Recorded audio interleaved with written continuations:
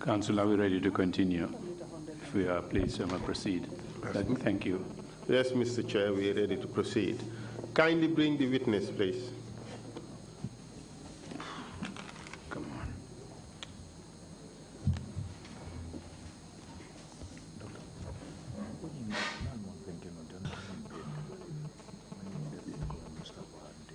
Welcome back, Professor Saine. Thank you, dear Council. Before we left off for the break, we were talking about your conclusion to be drawn on some of the institutions that enabled Jammeh to sustain, to consolidate and sustain his dictatorship. And we looked at how he dealt with the civil service. And we concluded with the point that some people were corporals in the morning and entered the evening being generals in the Gambia National Army. Well, equally, we have seen a dresser dispenser who became chief executive of the RVH in the early days.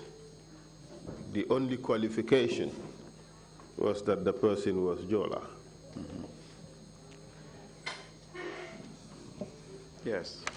You raised other issues in this big paragraph, which I think we need to look into.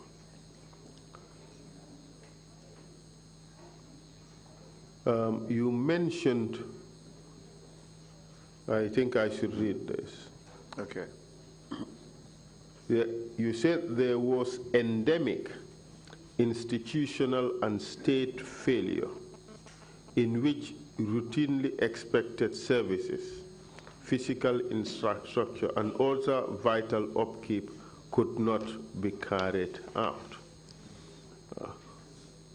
Could we look into this again and see what you really mean? Okay. The institutional and state failure in which routinely expected services, physical infrastructure, and other vital upkeep could not be carried out. I have heard of claims that, say, for instance, GPTC buses or the subsequent venture that followed it, its buses would occasionally be appropriated for political purposes, yes, and no payments made. Would that come under this? That would be part of what I was thinking. In addition to the disrepair of the buses, the roads, office buildings, just the overall appearance of things, just seem to have deteriorated so much. Even the major offices in the country could have been better kept. But that may not be his fault entirely. I think there are some issues that can be taken care of by individuals, by leaders, by office managers in some of those buildings. You also went on to say that at the hem was Jammeh and his cabal, yes, to perform state functions. We have heard of somebody called Sol Baji. Could you say anything about that, Jammeh and his relationship with Sol Baji? I don't know Sol Baji. I know he was the head of the military, of the army. Is that right? He was not. Which Sol Baji are you talking about? The same Sol Baji who, well, he was a general. He was a general, yes. But certainly was not head of the army. Okay. But some argue that he was a de facto prime minister. I don't really know much about him. I've heard his name, certainly, but not much interaction. Or even I couldn't tell you this is Sol Baji. That's right. But you also concluded in this paragraph that those that were left in the service, in the civil service, dared not speak out for fear of reprisals. Yes. Was that also endemic? Pretty much. It was fairly well spread throughout the institutions of government. So yes, it was very widespread. And you went on to say also that economic functions, including private businesses, ordinarily left to market forces, were centralized out of fear of empowering individuals. Could you further explain that?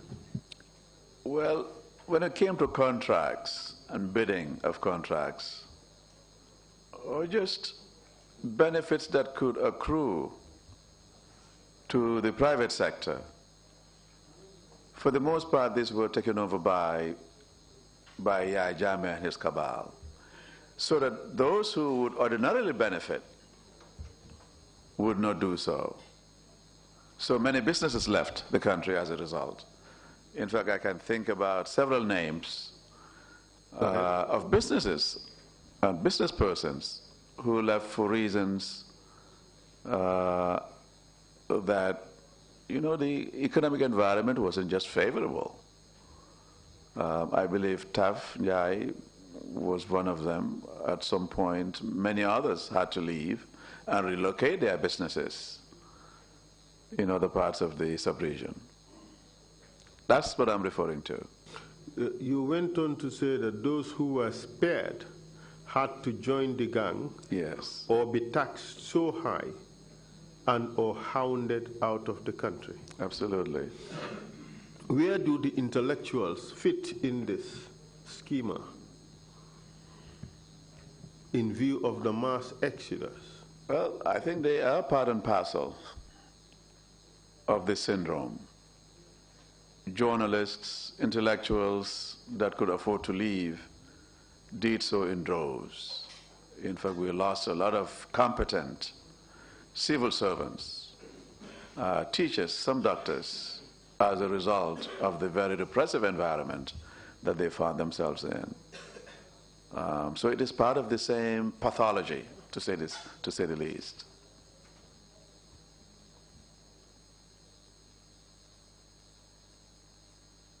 Ultimately, as you put it, it seems as if the state, or at least those at its core, had no limits to their ambition and greed and what they could control. Yes. What were you referring to? I was really referring to the media that we talked about earlier, the television stations. Even when it came to selling vegetables, Jammeh was known, or at least said to have had stalls selling vegetables, bakeries and bread, among other things. But again, the 1997 Constitution, yes, for the first time in Gambian history, allowed the president to do business. So previously, the Constitution outlawed the president doing business except agriculture, because we had to encourage farming. yes. But the president was prohibited from doing business. Until the 1997 Constitution, we the people gave him the authority to do business. And he started selling diapers, groceries, bread, everything. He did. What do you think about that?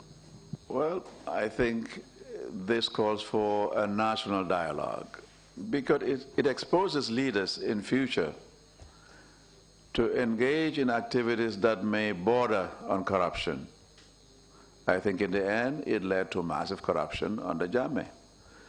I think really leaders that come to power, even at the ministerial level and lower down, should have their businesses in escrow until they complete their service to the nation. That would be my suggestion, Lead Counsel. Thank you.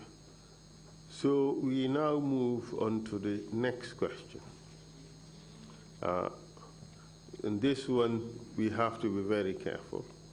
And it reads, to the extent possible, and without attributing responsibility for human rights violations and abuses, identify the role of various security forces in politics, democracy, and the democratization process in general, as well as enabling alleged human rights violations. Referring to page 41. 41, okay. Starting from paragraph 112. Okay. Could you take us through that, please? Your response to this particular issue? Yes, I go through a preamble where I talk about the notion of civilian supremacy and control, and looked at the role of African militaries in the 1960s to the current period. Yesterday we made allusions to the fact that the military in Africa, in Gambia in particular, for the most part, felt that they were the most suited to running these countries and the economies. We have heard Senator Savali say that things were so bad in their own minds, they felt they had the responsibility and, in fact, the obligation to overthrow the Jawara government. What do you say to that? I think that is, if you would excuse my language, is hogwash. It has no bearing, because the overwhelming evidence in the literature, academic literature, would suggest that the military, when they come into power, the economy deteriorates significantly. Human rights are violated, and that economic performance overall would suffer tremendously. Again, it is one of the justifications they provide to overthrow regimes that, for the most part, would do much better than they would.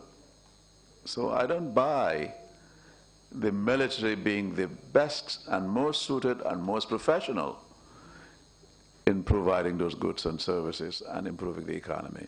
But that is just in terms of the track record of militaries and their performance. Yes. But perhaps before that, we should in fact look into the legalities. Yes, absolutely. And the purpose of the military. Should they really serve as a so-called watchdog to decide whether they would overthrow a government and become the government or not? It's a very slippery slope. When military or armies get into the business of deciding on their own to intervene based on their own assessments that the country needs it, or for whatever reasons, I think we are treading on very thin ground. And the legality is the Division of Labor ought to insist, rules and regulations, mandates, in other words, that these military personnel be trained to respect the division and separation between the apparatus of the state, including the military, and the other executive, or the executive and other branches of government. Let me break it down a little further. Okay. That is a legal argument. Yes. And they seem to concede that the law does not necessarily mandate them to overthrow governments. In fact, the act of overthrowing a government, a constitutionally elected government, is a crime. This is a treason. It changes character once it succeeds, but at the outset is a crime. But they argue that it's a moral obligation. What do you say to that? Well, what would stop another person, a bunch of riffraffs or a bunch of disgruntled civilians, as was the case in 1981, to take up arms and seek to overthrow the government? I tend to have the presumption that it is the state that has the legitimate use of violence. Sometimes I have pushed against this principle, but I think in a place like Gambia and many so-called developing countries, I believe political violence, coup d'etats, can hardly be justified for whatever reasons, moral, political, economic, or otherwise, because their performance empirically would suggest that their performance in fact is worse than the civilian counterparts. In other words, the best civilian rule or ruler is certainly worse than your worst civilian ruler. In other words, they're just not comparable. They don't have the ethos. They don't have the professional training. Their democratic impulses, if any, wouldn't make them rule in a way that would be optimal for the rest of society. Indeed. In addition to, well, that particular position or that mindset in militaries, and in Gambia's military for that matter, seems to suggest, therefore, that the Gambia's military constitutes a major threat to democracy and to democratization. Yes. I have done a lot of work in this area by way of publications, and I've collaborated with many other young scholars in publishing and assessing this very point. Overwhelmingly, what I'm suggesting is that the military remain a looming threat, even in the most stable of democracies, especially in West Africa. Ghana today is a relatively stable democracy, but the mere presence of the military will always pose a threat because of their control over the means of violence and their use in toppling countries. I am hoping that at some point, through professionalization, the ethic and the desire to overthrow governments would be a thing of the past. And I think we will get there at some point. Do you agree with the proposition by some of your colleagues that no African country can democratize without the consent of the military? Yes. That's one of my friends who actually said that, and I quote him in the report, Mari Haningpo. Matt has also written quite extensively on Benin. He's from Benin, and we collaborated on some works. So I agree with that position, yes. How do we solve this problem? It's a difficult problem.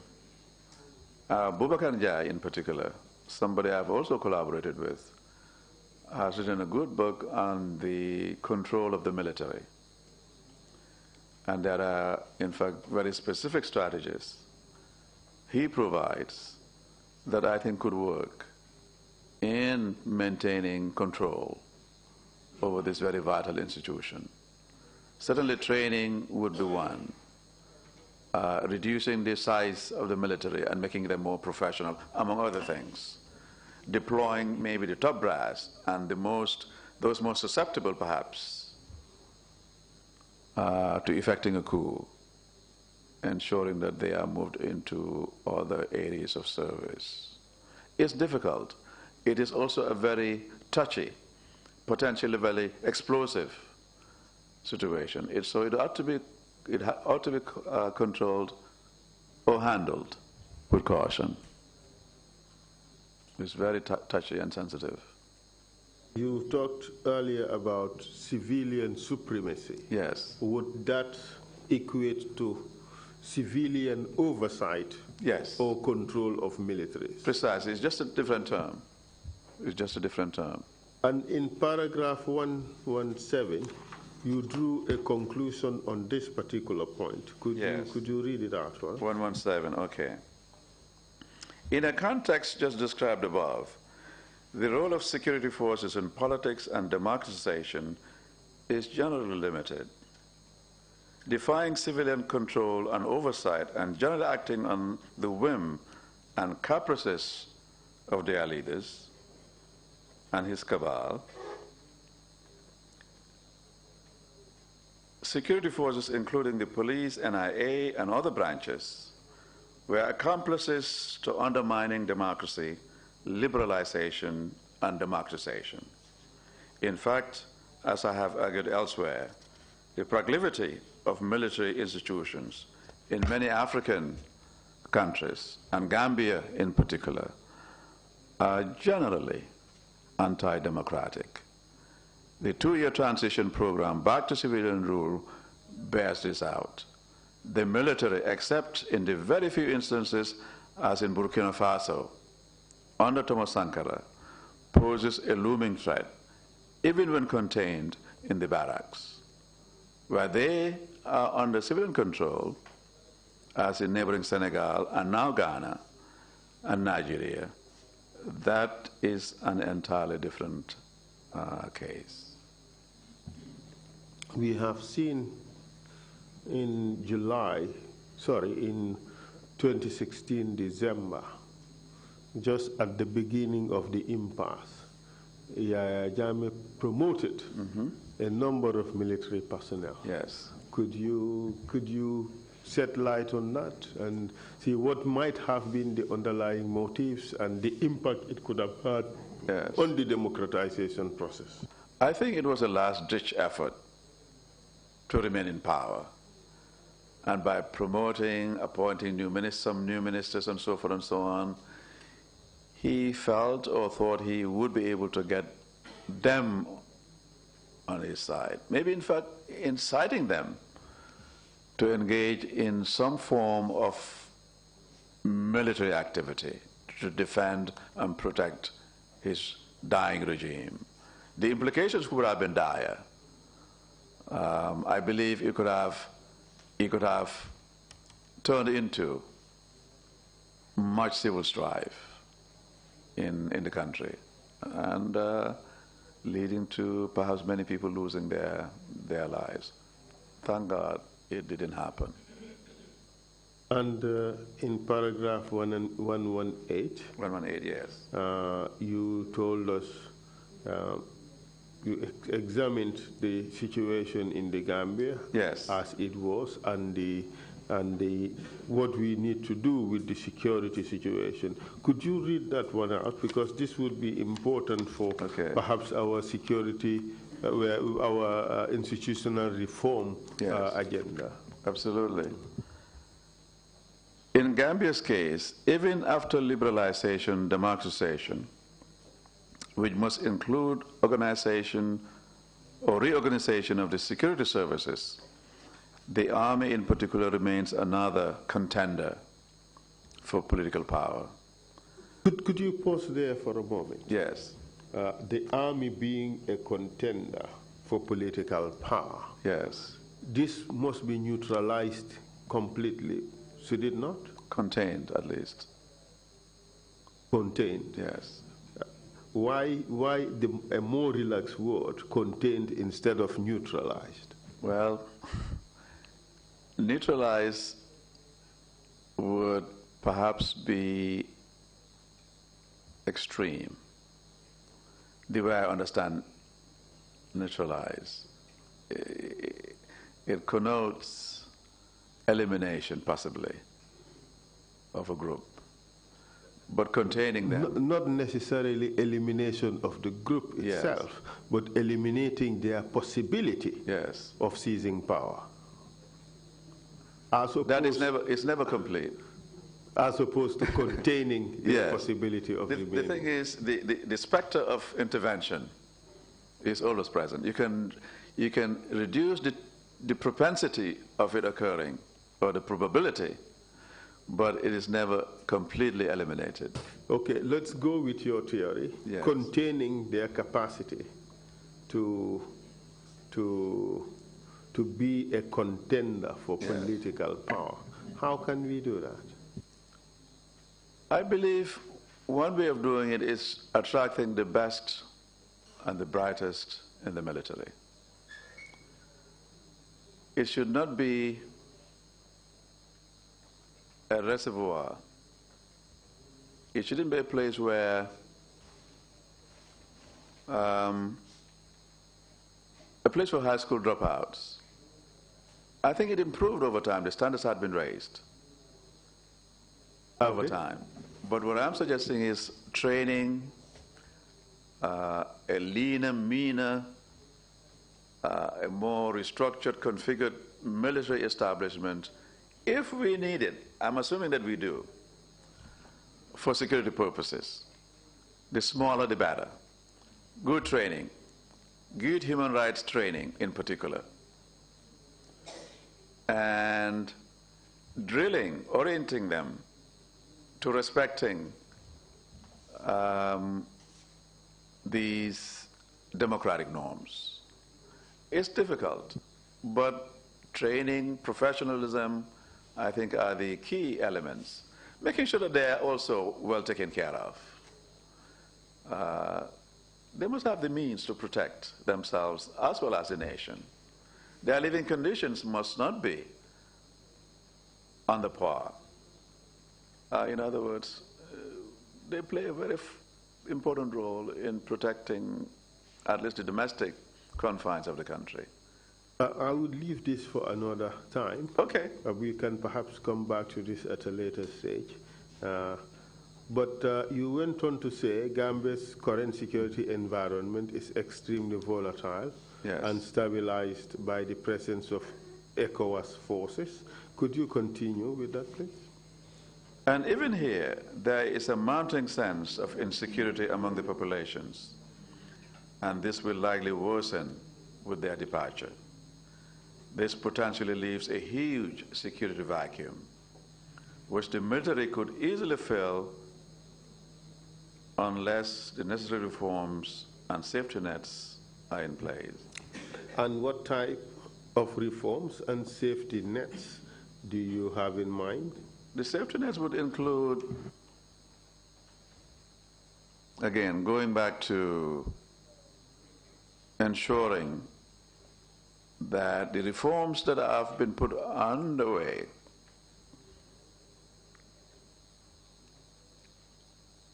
are put in place. I was part of the national security policy writing and editing. It's a good document and made some very significant suggestions. I think a good way of providing safety nets is putting in place those recommendations. What would they entail? Professionalization, reduction in size, leaner, meaner, as you suggested? A clear delineation of their mandates would be, I think, a step forward. Them being well taken care of? I'm sorry? Them being well taken care of? Well taken care of as perhaps other civil servants. Nothing better, nothing worse. Being paid good salaries. And really having a presence. I think there ought to be at least a presence or a perception that the security situation has improved. The perception out there is that this has not been the case, or at least there are no visible, tangible manifestations of growing security despite the new policy. Would you say training, re-education, and all that? All that would is be part of the important. professionalization, yes. And changing of the mindset. Absolutely. That is fundamental. Thank you. It all comes under training and professionalism. You went on to say that failure to reform the security forces therefore increases the propensity for coups and counter-coups. Yes. And if not handled carefully, and especially if it results in the loss of entitlements and privileges, it could result in disaster. Well, we've seen a bit of that in Gambia. You recall there was a period of frequent rumors of coup or allegations of coup. We've had,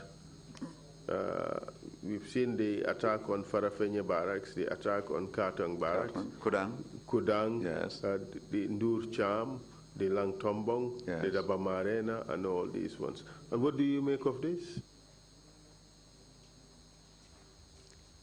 One of the things that became very clear to me, even though Jammeh's power appeared very overwhelming and pervasive, is that from the very beginning there were acts of resistance against him. The Kudang attacks, the Farafenye attacks were indications of the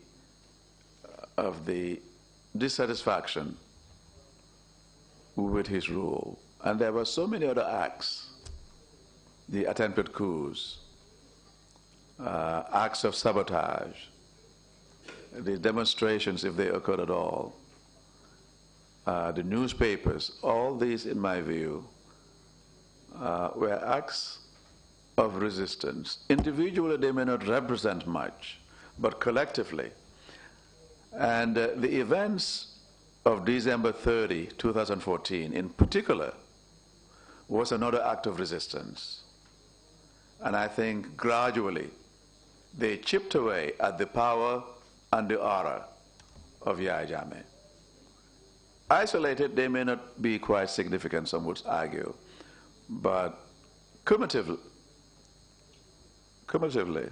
they did. Or cumulatively, they played a very important role.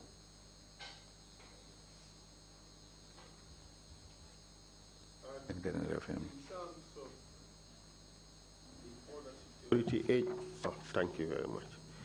The other security agencies also played a role in sustaining Jammeh's dictatorship. Yes. Could you talk about the NIA?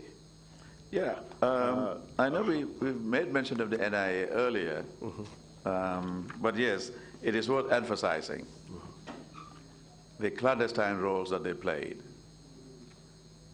And in addition to the formal legal means that they used, arrests, parading people, Jammeh did, in front of TV, to extract concessions of their complicity in alleged coup d'etats.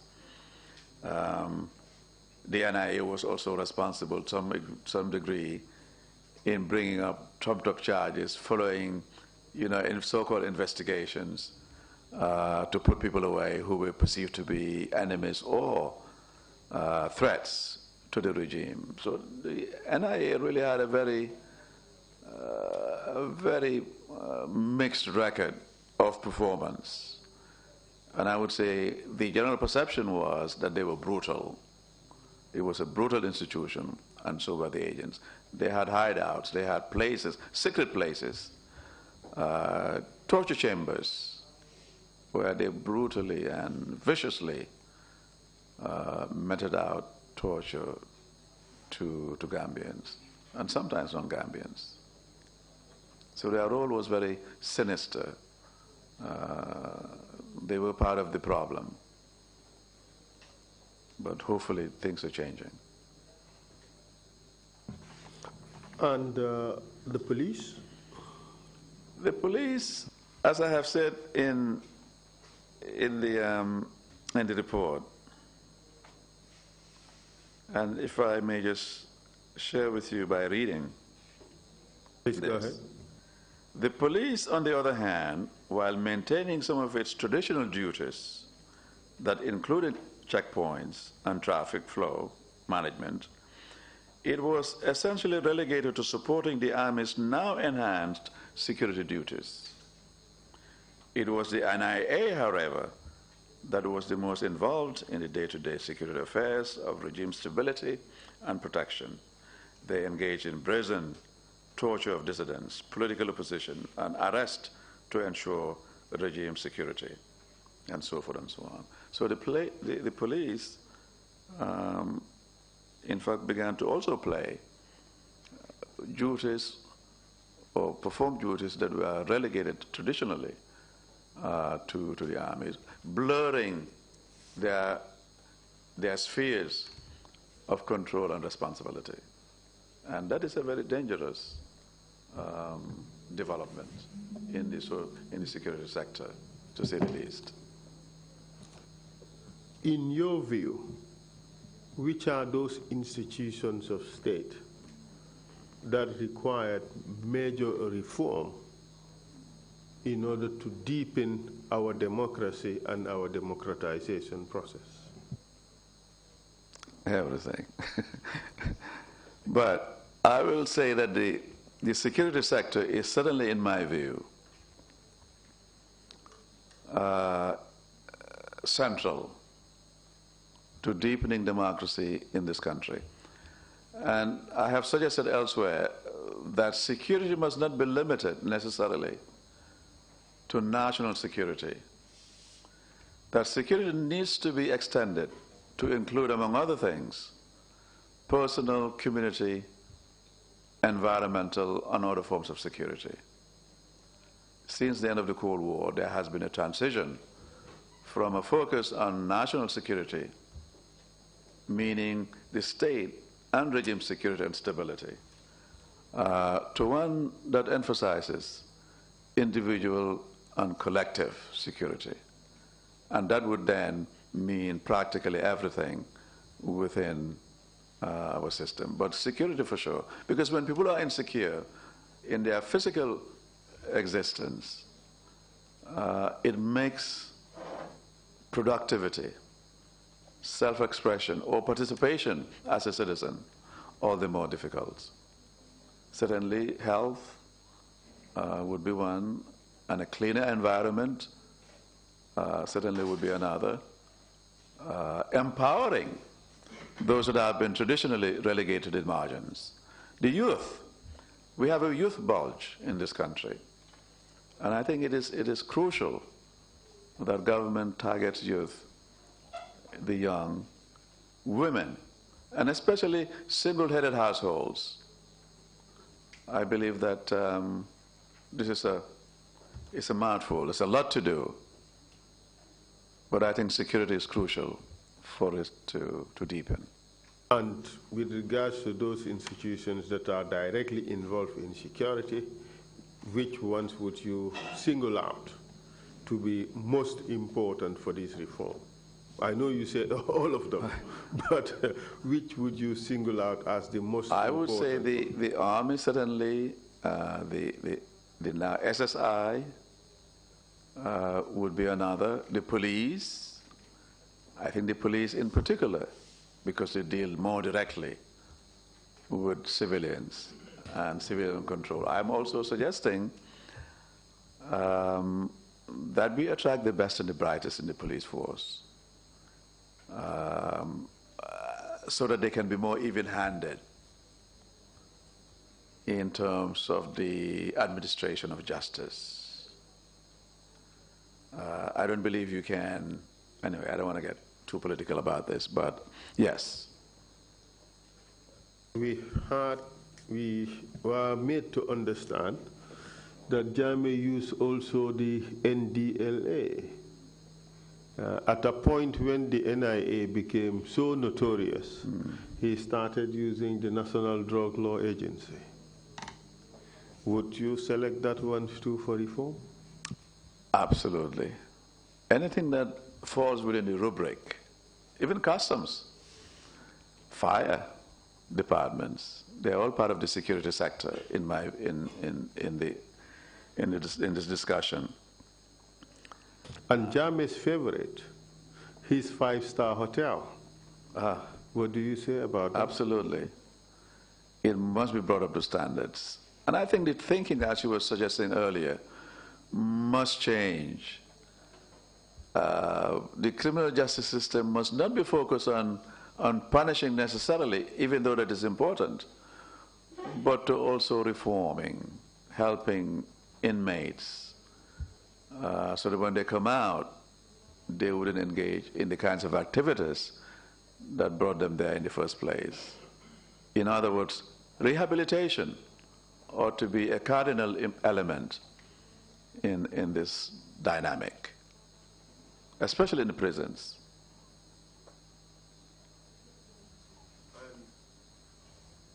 To end this topic, you said in the last paragraph on page 45, and I quote, "In sum, national security reform lies at the core of any future economic, political, and other developments in the new Gambia."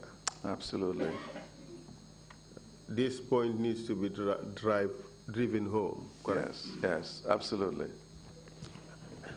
Point well noted.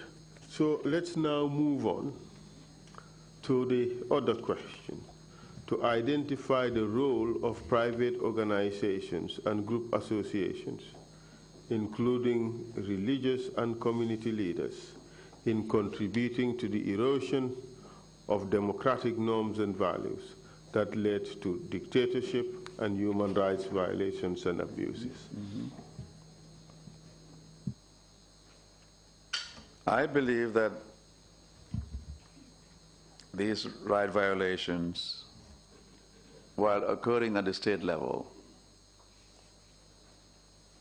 were also supported and to some degree perpetuated by organizations within society, either directly or indirectly. Which organizations are you referring to? I am talking about in particular about religious organizations that may not have directly supported violations of human rights, but their very ideology, their very sermons, their very acceptance of leadership as being preordained and not questioning such precepts makes them indirectly complicit in the violations of those human rights.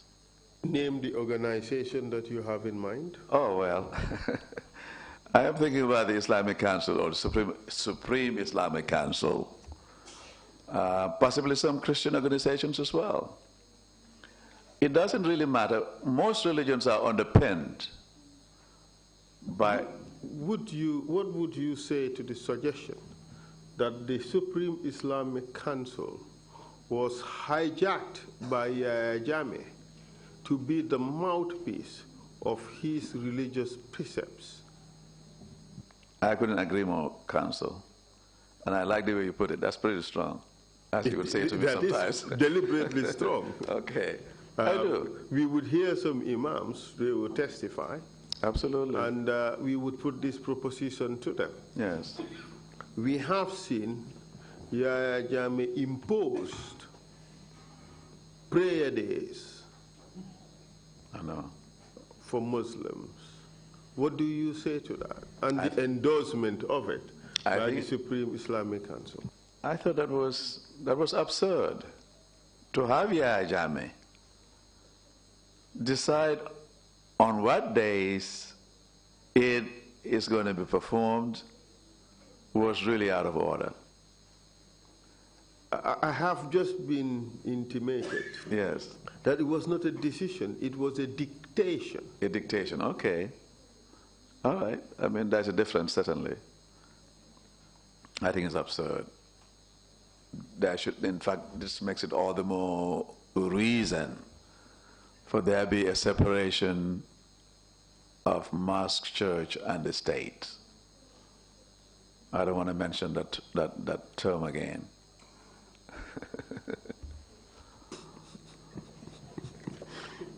I think it was absurd. Yahya Jammeh of all people. Traditional leaders, dairas, organizations, gamos. They have the gamos and, of course, mostly in praise of Yahya Jammeh. The dairas and the gamos became so distorted in their mission, in their religious mission, that they became caricatures of their former selves. Towards the end, it was like government by Sikar. Government by? Sikar. Sikar. Okay, I like that. A lot of Sikar in Kanilai.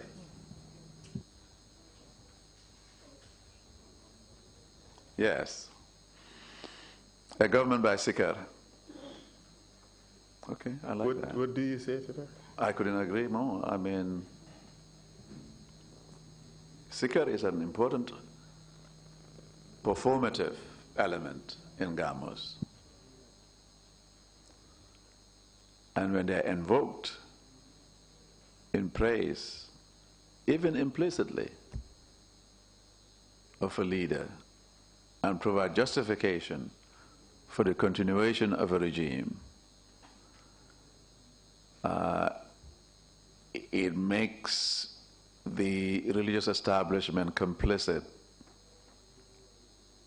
in the violations of human rights, because they provide ideology, ideological justification predicated on religion, and this is dangerous, to say the least. I am not anti-religion, I should make clear.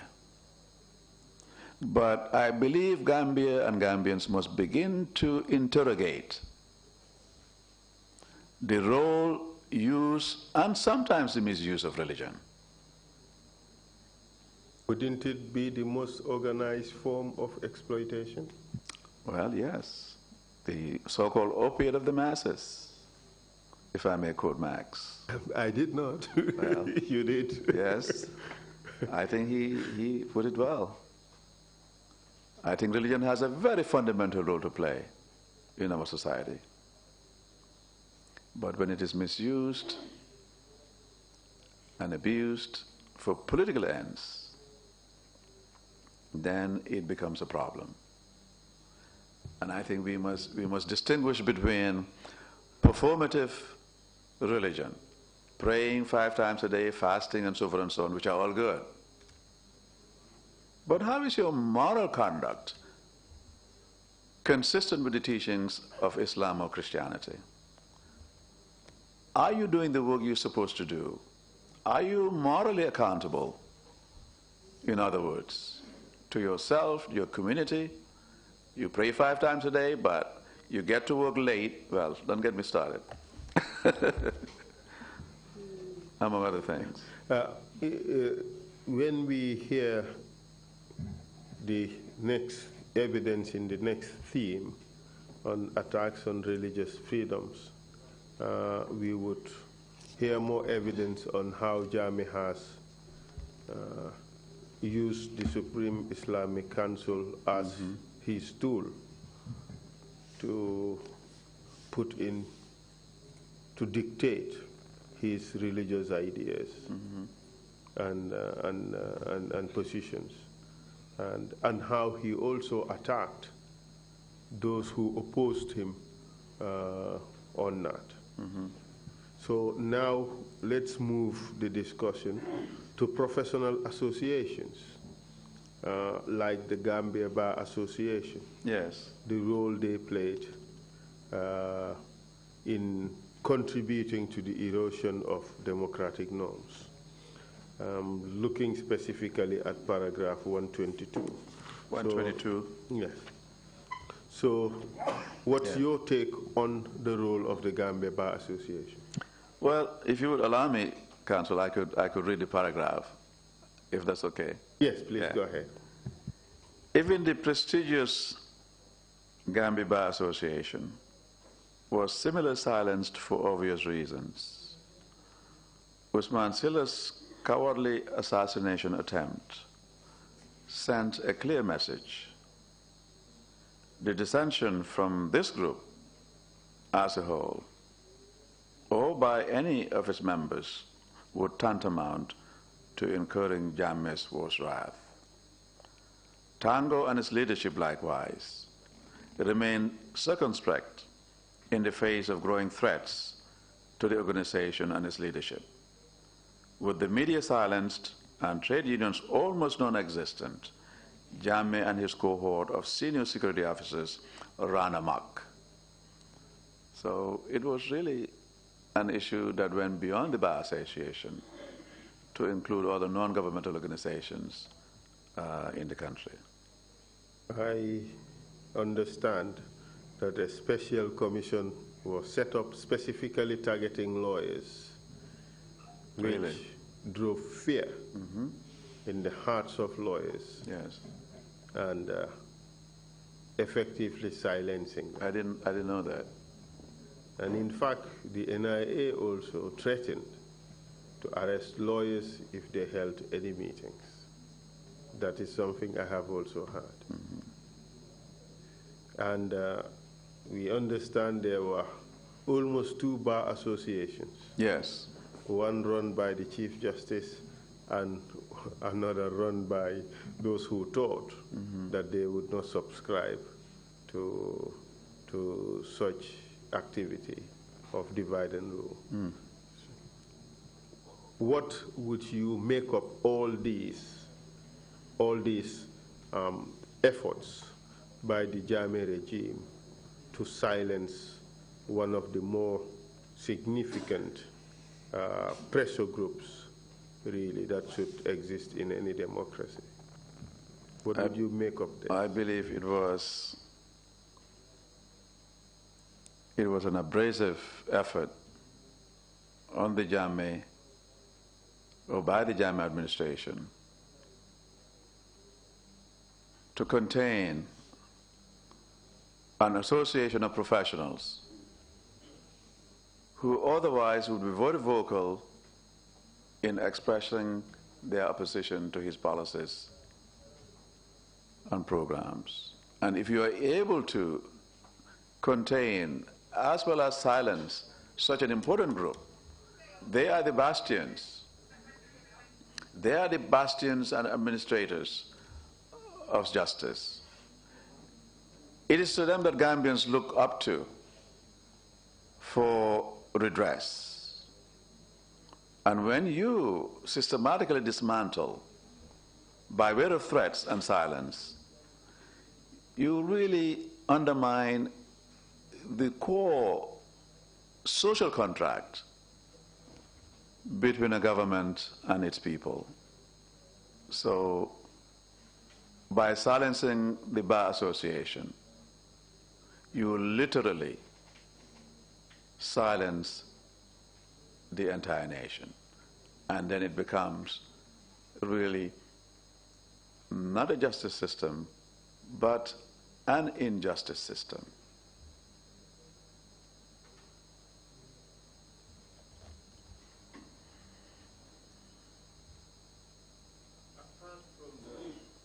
Apart from the Bar Association, typically you would have organizations such as Teachers Union or Workers Union, Yes. also contributing to the democratization process. In your research, have you seen anything like that in Gambia? Not much. I mean, the trade union organization and activity before and after independence was very important. In fact, the trade union during the colonial period had held many demonstrations against the colonial powers. You might have heard about the bread and butter strikes initiated and head by Jallo Jallo, and the quest for independence and the role that he played. In fact, he was one of the representatives. But over time, the role of unions became less central to the political process in the country. They became increasingly co-opted into government, and in so doing, reduced their effectiveness. I think there was need to maintain their autonomy, become another force, another countervailing force against the excesses of government. But this was not to be the case. And really the teachers' union, for the most part, having been a teacher in this country for a while before I went for overseas study, at the time we were more interested in getting raises, improving their conditions of service. Understandably, because teachers are typically the worst paid amongst civil servants. I believe things may have improved some, but perhaps not by much. And this is not unique to Gambia. Teachers in many other countries, except maybe in Finland and other places, teachers and teacher remunerations are very low. So I can understand them being more focused on the improvement of their service. And when you are really concerned on a day-to-day living, trying to eke out a living from what are apparently very difficult conditions, your level of political activity may suffer in the process. So really, all or most organizations, non-governmental organizations, they didn't play the role that they could have played otherwise in the country, out of fear, out of low resources, and so forth and so on.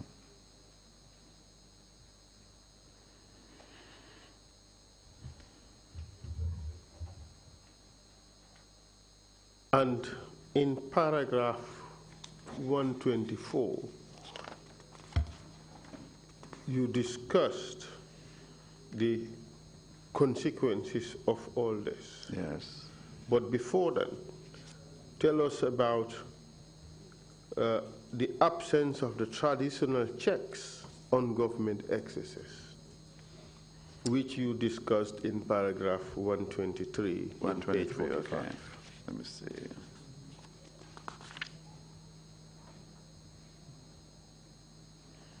Traditional rulers have always played a very critical role. I'm referring to paragraph 123, page 45. Page 45, okay. The absence of traditional checks on government excesses. Well, it was non-existent for the most part. I think the National Assembly, alongside other institutions of state, could have been more empowered, which they weren't.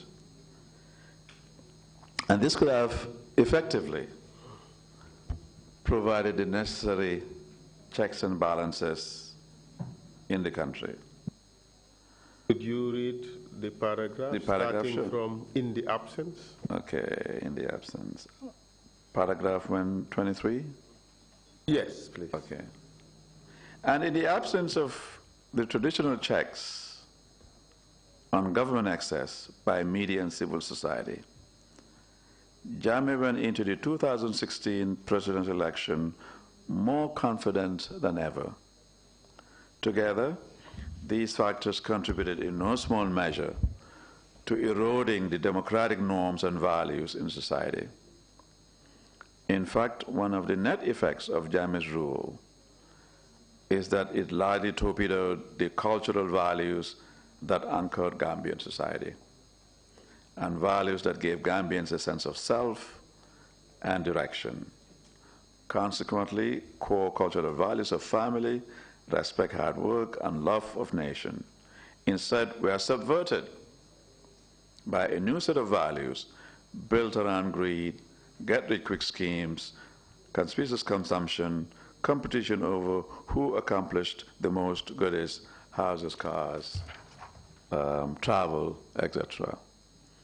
This has resulted in unraveling Gambia's moral fabric, once the connective tissue that held the nation together. And as a result of all that, you concluded that as a consequence of Jammeh's repressive rule, Gambians have sustained deep psychological wounds. Yes. You're telling us we are a traumatized nation. Absolutely. Could you expatiate on that? In addition to the physical violence that was meted out to numerous individuals, those that had been killed, maimed, those who lost, in a sense, life and limb, that was very traumatizing for Gambia and Gambians. Every family in this country has been affected in one way or the other. And I think this trauma is deep-seated. We need, I believe, a national therapy session. Like we're doing now? Like we're doing now, yes. In mosques, in churches, in families, in discussions on lectures and so forth and so on, to unravel this deep-seated trauma and wound, this national wound. Even individuals who were so-called spared, just because they knew about these atrocities or heard about them, what I call the burden of awareness and conscience, they still are left traumatized. Gambians typically are friendly, jovial, unassuming peoples. But every subsequent visit since the coup, you could see in their faces, the sadness, the fear. Walking in the streets was nothing more but a trauma. Not knowing who was following you, not knowing if you're going to be nabbed at the corner of the street and whisked away and tortured. The consequences are deeper than we can possibly imagine. I believe Gambians, as a result, have become, I'm not a psychiatrist, but I think depression, especially as revealed in some of your hearings, is very pervasive within the services. Wives that have lost their partners, children, communities suffer this trauma, and it is manifest in the degree to which the tolerance we once enjoyed has kind of reduced to some degree. You see more street fights, you see more traffic fights in the process. Road rage. I'm sorry? Road rage, yes. Intolerance. Intolerance. And I think even within families, you find that there's a tension. There's a tension, there's divisiveness within our families. And I think this is really a manifestation and a projection of this deep trauma. You seem to suggest in paragraph 125 that the problem is in fact more profound. Yes. Could you read that paragraph? Illicit drug use also appears to be on the rise among the young and not so young, as a means of escape from hopelessness exacerbated by grinding poverty and wealth disparities. Sexual promiscuity and risky sexual behavior appear to be at an all-time high. And political debate in public spaces have turned more acrimonious, discursive language more viscerally divisive and violent, thanks in part to the social media. Accordingly, human life once so sacrosanct is devalued. These developments outlined above come about because of the near absence of civil society organizations and had been deliberately suppressed. Combined, these are the manifestations of a total erosion of democratic norms made possible by a 22-year dictatorship. But indeed, it also reinforces the position that when people come together and challenge authority lawfully, things can change. Absolutely. The Bar Association stood up in 2016 and accused Jammeh of treason when he changed from acceptance of the results to open defiance. Yes. And this paved the way, didn't it, for Jammeh to finally leave? I believe so. In retrospect, I think this should have been done earlier. We should not have waited 22 years. Yes, it's too long. I think Jammeh should have been out by 2006, because all the things were in place for him to be voted out. But again, that's water under the bridge. Indeed. Let's now move on to point 8. Point 8, okay. Was there a state or organizational policy pursuant to which the alleged human rights violations and abuses occurred? What was the policy and how was it effected? This can be a legalistic question, but let's approach it from a factual matrix, as you've just you've described, that you've done in the report. So take us through paragraphs 126 to paragraphs 129. 129 is quite interesting, but let's take it step by step. Well, the gist of what I was trying to say here is there wasn't a written policy per se, but the very actions and utterances of a person in power such as Yahya Jammeh, those utterances in fact represent state policy. Interesting. I just want to put this across and see how you react to it. I'm given to understand that Jammeh did say at one point that land transactions should be embargoed from Batakunku to Gunjur. No written policy. It became law. It became law. What do you say to that? I think it buttresses my point that it doesn't have to be written. The mere utterance of a person in authority is in and of itself a policy. Could we correct that, please? Not a person in authority, but a dictator. A dictator, okay. Correct. I can take that, yes. Proceed, please. I think a dictator, or not even a dictator, when the President of the United States makes an utterance at a rally, political rally, it may not represent written policy, but in effect it is policy and sometimes carried out, or it could be the basis for future policy. It carries weight. Very much weight. But here, it carries the force of law. There's a huge difference. There's a big difference, yes. Proceed, please.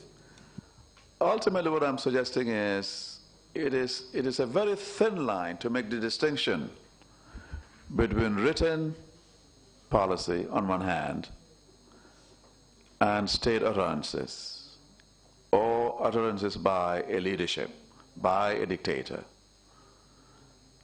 Because many times what it is said in policy meetings becomes the law. It becomes the practice. Even if it is not the law, it becomes the practice and becomes part of the body of laws put in place in the country. So really I was kind of cagey in the response that I gave. I believe whatever Jammeh said was really the law of the land because of his dictatorial tendencies. Let's put it to the test. Okay. And look at some of his utterances. Okay. All right. We will bury them 6 feet deep. Yes. Was that something that was adhered to? Yes, he did. Could you expatiate on that? In one of his earlier rallies in the country, when opposition to his rule was mounting, Jammeh threatened journalists, dissidents, that if they dared challenge him, he would bury them 6 feet deep. That was so traumatizing, not only to those who were dissidents, but to the entire nation. It sent a flag, it sent a message. And what was the message? If you challenge me in any form, I'm going to kill you, and you'll be buried where not even a fly can see you. That is also another utterance. Another one, yes. That's right. And we have heard media practitioners appear before the TRRC I can tell you that there were up to 140 arrests of journalists registered. Yes. Attacks on media houses, physical attacks, destruction, burning, setting them on fire. Yes, absolutely. Even assassinations have happened. Yes. So all those, would you attribute them to be pursuant to Jammeh's statement, his Yes. attack on the media? They became state policy. They represented an important element of state policy. So what I'm saying is, it is for lack of a better term, it is a process of osmosis. The utterances in themselves may not represent policy, but they bleed into the policy arena and vice versa. Some may say, put it in a more technical way, it is a dialectical process. They enter into and out of one another. And then the distinction between the two becomes very blurry. Let's look at the use of torture, for instance. The evidence that we have received so far seems to suggest that the NIA was a torture chamber. Many people who were arrested and taken there were subjected to torture. In fact, the evidence we received is that there was a system of extracting evidence from witnesses, especially those who were accused of coup d'etat. You would have interrogators in the form of a panel. You would have torturers in the persons of the junglers, masked people. And then you have statement takers from the police. The interrogators would interrogate, and if they can't get the evidence, the torturers would come. They would torture, and then the witnesses would be passed on to the statement takers, who would have fabricated evidence, and the witnesses would sign in fear of the torture. Would you say that this system of extracting confessions was part or pursuant to state or organizational policy? I couldn't agree more. I think they represent a deliberate effort to maintaining the status quo. And the policies themselves were emblematic of this very repressive environment. It is disconcerting to hear, and I've heard this before, how prisoners were tortured so viciously so that made-up evidence can be extracted and used against them. This is the most odious, I would say, of a legal and political system that had run awry, that had run amok, that had run basically gone mad, to say the least. In paragraph 127, you made it even more poignant. Yes. Could you read that paragraph out? 127. Page 47. Okay. Top paragraph. Yes. In time, policy pronouncements by Yahya Jammeh became policy nonetheless, whether written or not. Ultimately, an institutional groupthink, subculture, developed to carry out human rights violations and abuses. Hidden codes and language torture instruments, torture chambers, and secret interrogation outfits dispersed throughout form the basis of this unwritten but stated policy. Poorly trained yet financially rewarded security officers became executioners in a never-ending saga of power drunkenness, drug abuse, torture, and murder. And as time elapsed, these practices became institutionalized, driven primarily by the overarching interest of maintaining the national security vampire state system. So your conclusion is that this groupthink, this subculture of doing things in a particular way, aimed at getting the evidence for Jammeh at all cost, became institutionalized. Yes. And exemplified the national security vampire state. What do you say regarding suspected coupists who are paraded on national television and subjected to confess to crimes or plans to overthrow the democratically elected government, whether that is true or false? Yes. What do you say to that? What does it represent? It's abominable, to say the least. It contravenes all decency and fair play. To be charged of such a crime, you need the best of defense. You need to be represented and not paraded. It was a shaming exercise. And from there, you probably would accept anything that you're accused of. You would admit to most things you're accused of. You've already been shamed. And it also typifies the institutionalized state policy, yes, of extracting a confession, yes, no matter what, yes, even if it means fabricating evidence. Well, you know, the hearings, especially the session you had with Sana Sabali and the confessions by Alaji Kanyu, I talk about it later in the report. I mean, they were harrowing. They were extremely harrowing. Alaji Martin? Alaji Martin and Alaji Kanyi and his treatment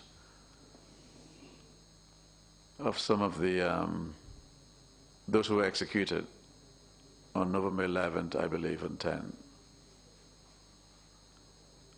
It demonstrates a systematic, ingrained, institutionalized policy. Even under trumped-up charges, you could be tortured. You could even be killed. You took it. I missed that. I don't know how I did. That's okay. But you took it even further. Look at paragraph 128. Yes. Read paragraph 128. Yeah, I was looking at it well. A troubling aspect of this practice was its gradual transmutation into ideology that was internalized sometimes consciously and unconsciously by agents and institutions of the state.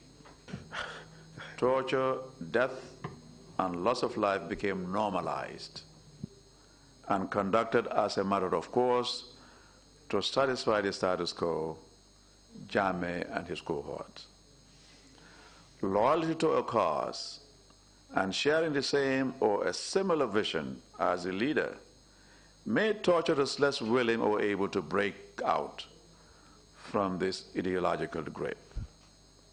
The degree of alleged atrocities, as well as systematic violations of human rights under Jammeh, could not have gone on for so long as they did without a coordinated, institutionalized, common understanding, call it policy. This way, recruits into the clandestine organizations and groups were quickly socialized into the culture and hence perpetuate human rights violations. It is in this context that the police intervention unit, the Green Boys, junglers must be understood. Together, they were committed to maintaining Jammeh's and regime security at any cost. In fact, the junglers defending Jammeh and his regime, was equated as defending the nation. In fact, Jammeh was equated, and his defense was equated with defending the nation. Let me give you a few anecdotes here. Yes. We had Malik Jatta, and he testified about the killing of Nyasi. He said, I took out my pistol and I said to him, I am killing you in the name of my nation, to protect this country, in the defense of this country. Boom, the guy died. That's troubling. Yes, that is exactly what you put here. Yes. That this practice was its gradual transmutation into ideology. And you ended by saying, in fact, for the junglers, defending Jammeh and his regime was equated to defending the nation. Yes. And that's exactly what Malik Jatta did. I kill you in defense of my country, even though he had no clue what that guy had done. It's troubling, Amazing. Isn't it? Yes. We had Sana Sabali. He stood here to say that those people they executed in November 11 deserve to die because they were the enemy. Yes. The Geneva Conventions meant nothing because their ideology, their mindset was these people had to die. Absolutely. State policy.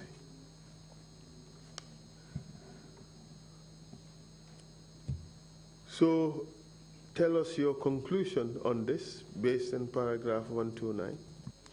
In sum, the Jammeh have a written, articulated, state-sponsored and backed policy on how precisely to deal with opponents and perceived enemies?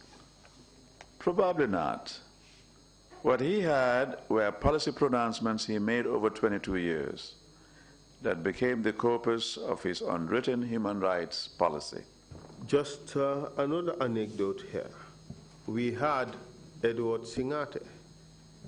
He said on November 11, when they were leaving State House, Jammeh said, take no prisoners.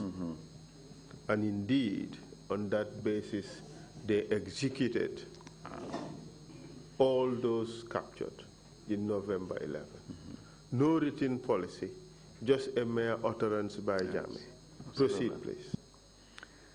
Derogatory pronouncements against journalists whom we call illegitimate sons of Africa and rotten horses,